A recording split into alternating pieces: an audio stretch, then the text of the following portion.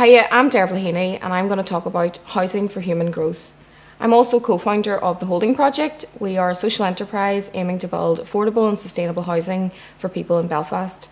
I work for the Prince's Trust, the UK's leading youth charity, and I'm a Winston Churchill Fellow of 2017, having chosen the research topic New Approaches to Affordable Housing, which took me across the world. In total, I spent 8 weeks travelling around Finland, Sweden and the United States. I visited a diverse range of projects, each of which I felt were leading the way in terms of the methods they were using to house people. Each project had a key ingredient that I felt I could learn from, and I hoped then I could return to Northern Ireland to make recommendations here. The experience was one of the best experiences of my life, and I've come back with lots and lots of ideas. So throughout this presentation, I'm going to make recommendations. I've also created a written appendix to accompany the presentation, which goes into more detail about the projects that I'm going to mention here. Our housing situation here in Northern Ireland and the UK is in the worst state that it has been for decades, and it is continuing to worsen on a daily basis. The term housing crisis is never far from our headlines as journalists continue to expose scandals and personal stories relating to housing inequality and homelessness.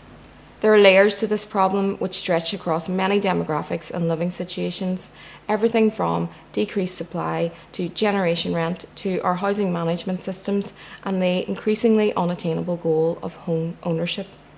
As a society, we seem to be better at measuring the problem than we are at embracing solutions. So throughout my research, the graphs and infographics I came across seem to be better at looking at the huge gaps and scandals within the housing crisis as opposed to perhaps embracing new solutions. However, I would ask, are these issues the real problem with our housing? Is it really a generational issue?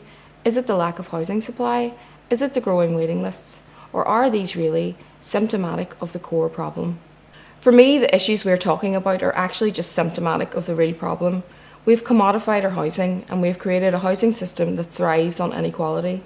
Over the last centuries, we have separated housing from living and working so that it has economic value in and of itself, allowing for privatisation and the pure pursuit of wealth through housing and not housing others.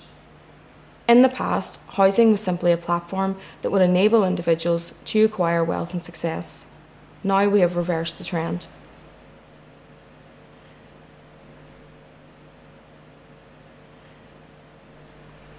We are now in a time of hyper-commodification where those with wealth and power are inadvertently working against those who don't, and the market responds accordingly.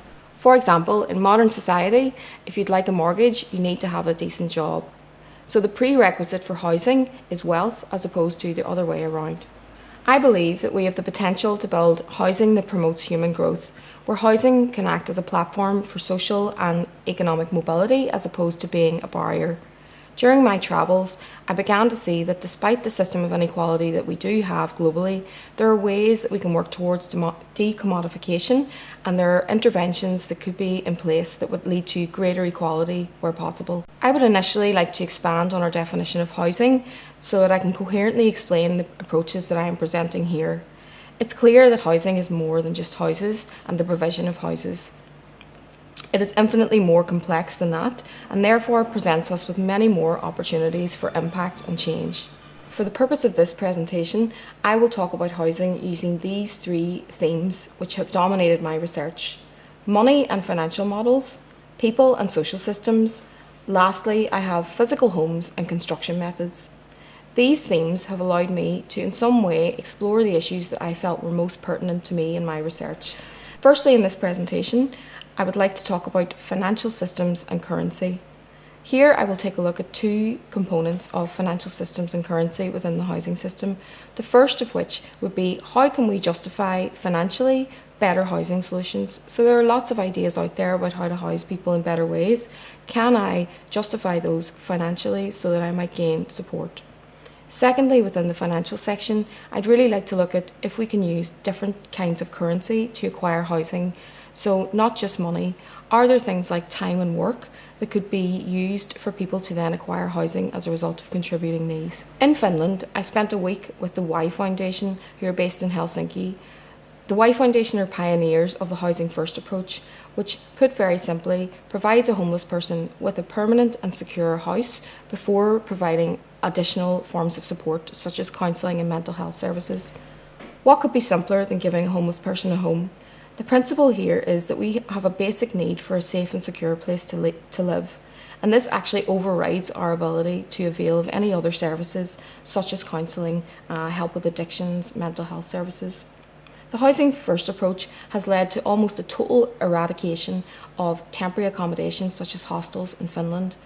This comes as a result of their research into the fact that temporary accommodation, with its lack of private space, its insecure nature, and also the exposure to antisocial behaviours such as drug and alcohol, has a very damaging effect on a person who is already vulnerable through becoming homeless. As a result of this person will have a much lesser chance of being able to work their way out of this homeless position they've found themselves in. It's much harder for them to take responsibility for their own lives, and to provide support for someone who is in this particular accommodation makes life all the more difficult.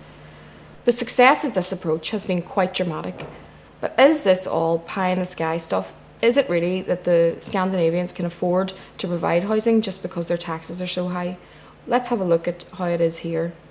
This is how much a homeless person costs us in the UK per year, and this is a breakdown of that cost. As you can see, the supporting services for that person vastly override the cost of actually just keeping them in temporary accommodation. On a wider scale, we are spending huge proportions of our budgets keeping homeless people in bad conditions while we are then trying to help them. We are spending huge proportions of our public funding on homelessness, and we are not achieving the results that we would have liked. This is how much it would cost to house one individual in a one-bedroom flat in Belfast for a year. I have chosen this particular example because the most common demographic within our homeless population is young single males. In 2013, the Northern Ireland Housing Executive worked along with the charity DePaul to have a look at the Housing First approach to see if they could pilot something like that here in Northern Ireland. After a year of working with 24 people, the results were quite astonishing. 19 of those people held their tenancy for the entire year. Of the 5 that are not part of this number, 3 died, unfortunately, probably as a result of the long-term homelessness they had experienced prior to being part of the project. 1 person did give up their tenancy, and another person went back into police custody. They also measured the other positive results that you can see here, proving that even in this relatively short period of time, people's lives were massively improved as the result of having a home. As well as this, the costs added up. So Housing First was noted as a middle-of-the-road approach to working with the homeless problem, but actually if you look at the benefits that are given to us as a result of putting some money into housing people first, they vastly outweigh the original budget. I spoke to DePaul a few months ago, and I'm delighted to say that they are now working with 35 people. The project has been expanded and will now soon be started in Derry as well. So again, I would reiterate that I recommend that we really put more time, effort and money into exploring these options for the homeless. So I felt that this quote was an accurate way to describe the current conditions within the private renting market. In cities today, we have millions of people who are renting to work and working to rent. Currently, statistics say that people who are renting are paying 43% of their income onto their accommodation.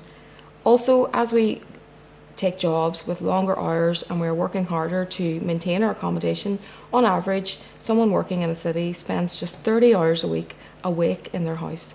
So when you look at this, we're working harder to pay for accommodation that we're not in for as long anymore. Our motivations have changed as renters because our lifestyles have changed, and currently the housing system as it stands is almost working in opposition to this.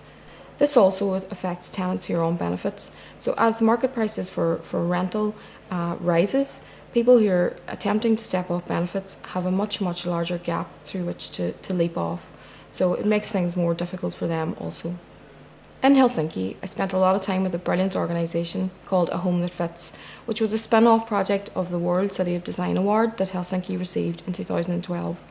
I was really impressed by Helsinki because they use real user-focused development and experimentation within their public services, much in the same way that a cutting-edge design studio would. I worked alongside Mickey, who you can see here, who is an ex-youth worker, and he worked in the youth department of their council prior to taking on the project, and also Ella, who was an intern for the summer. She was studying systems and policy. They have a number of brilliant projects which focus on the renting sector, and their work has been reported on worldwide due to its groundbreaking nature. As you'll see as I take us through a few examples though, the projects they're doing are quite simplistic and are based on common sense principles. I feel though the real innovative part of their work is the fact that they have explored the potential through short-term pilots, and they've been allowed to do so through experimentation and funding from their councils. Here you can see Laura and Mafua, who were part of the Good Neighbour project, as I've come to call it. They were successful applicants who were originally living in Helsinki as sofa surfers, so both had been living with family and friends whilst trying to also make their way in the city as young people. They applied and successfully made their way into securing a home with a home that fits, and their rent was covered by up to 75% in this particular district of Helsinki. They shared an apartment. Each originally would have had to pay €400, but as I say, 75% of this was covered by the project. In return for this discount, Laura and Mafua were asked to dedicate 20 hours of their time per month towards being a good neighbour. The project was constructed in such a way that the young people themselves had to decide how exactly they would provide that good neighbour service. Cleverly, I felt they approached it very well by sharing a mobile phone and giving the surrounding neighbours their telephone number so that they could be called up if there were any little issues such as babysitting, errands that needed to be run, or small home repairs to be done. In addition to this, they hosted a games night once a week in a local residential home around the corner from these apartments, which was received gratefully by the residents of the home and the neighbours alike. So I thought this project was truly remarkable, especially when I spoke to each of the young people about their experiences of being part of it. So Mafua said to me, "I never want to leave here. I feel like I belong. I've really learned how to work with people whilst living here." Laura then echoed this by saying that she really felt for the first time that she belonged and that she felt settled in her community. So the impact that providing this particular service had on these young people was quite profound. Mickey gave me the conceptual background to the project, so I began to see how spending time on services such as this could actually have a benefit for both the people who are receiving the help and people who are actually giving the help. So loneliness has been described currently as an epidemic with associated costs. So could we look at specific groups of people and renters who could be combined to help one another through an initiative such as this? I would recommend that we run a small pilot here in Belfast, much in the same way that a Home That Fits have done in Helsinki. I would like to seek funding from the Department of Communities to fund a project such as this, to see if there's a way that we could appropriate the idea that they have trialled here. An equally impressive project that a Home That Fits had been doing was their work in an elderly residential home called Rudolph. In Finland, there are a number of residential homes which are no longer fit for purpose and are therefore no longer fully occupied. A Home That Fits proposed that we use those empty rooms to house young renters who were struggling to meet the demands of rent in a city such as Helsinki. In return for the discounted rent that they would receive, each young person would dedicate 3 to 5 hours of their time per month to spending time with the elderly within the home.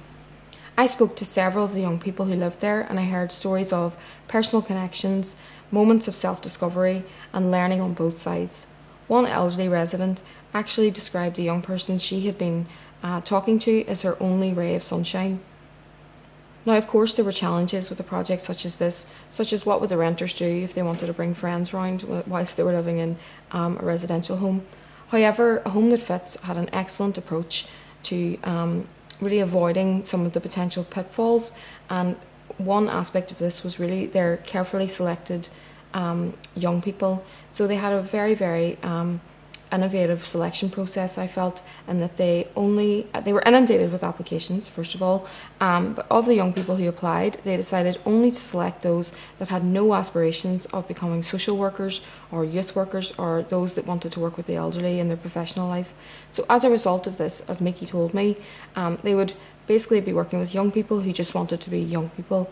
That eradicated any type of power imbalance between the young person and the elderly person they were spending time with, and that they were never misconstrued as staff. It also led to real, genuine connections between both the elderly and the young people, and I was able to see all of that thrive while I was there. I would like to propose and recommend that we trial a project like this in Belfast, and I would like us to explore where our spaces are.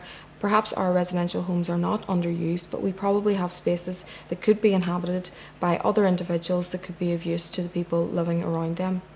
I spoke a lot to Mickey about the ethos behind the project, and he told me about the core principles that were applied to their work that I feel we could apply to ours here. So the first of which would be to trust people.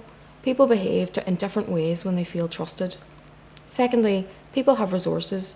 We are all inherently wealthy in time and ability. Different generations care about each other more than we would think. So this is really about suspending judgment about the project until we've actually tried it. Also, cities are full of potential spaces, so where are ours in Northern Ireland and in Belfast? Can we find them and explore further? Then, testing and practice gives you more information than planning.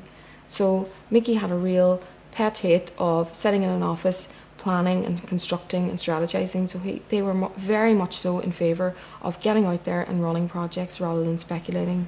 Also, don't think about all the risks, because you will find them. Whilst what risks need to be managed and assessed, really their ethos and their work in practice was all about looking at possibilities rather than the risks. And then lastly, you might fail, it is possible. So in a way, Mickey encouraged me to nearly build in the possibility of failure into a project just like this, so as that it could be managed and that it wouldn't be something that I would be afraid of. So here are my recommendations that I would then make to Northern Ireland. Firstly, expand and prioritise the work that has already been done on housing first. So I would like to see more funding and emphasis placed on initiatives such as the one that the Northern Ireland Housing Executive are working on with DePaul.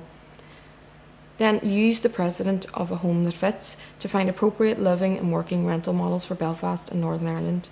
So I would really propose that we create short-term projects where we can explore the possibilities for young renters here. Then I would really recommend that we start with young people who just need housing. So when constructing a pilot such as this that looks at young renters, it is infinitely complex. So if we can just start with young people who just need housing as opposed to other forms of support as well, then we simplify that complexity where possible for a pilot. And then at a later stage, we could maybe develop that work so that we could work with young people perhaps who have more complex needs, who might need additional forms of support built in.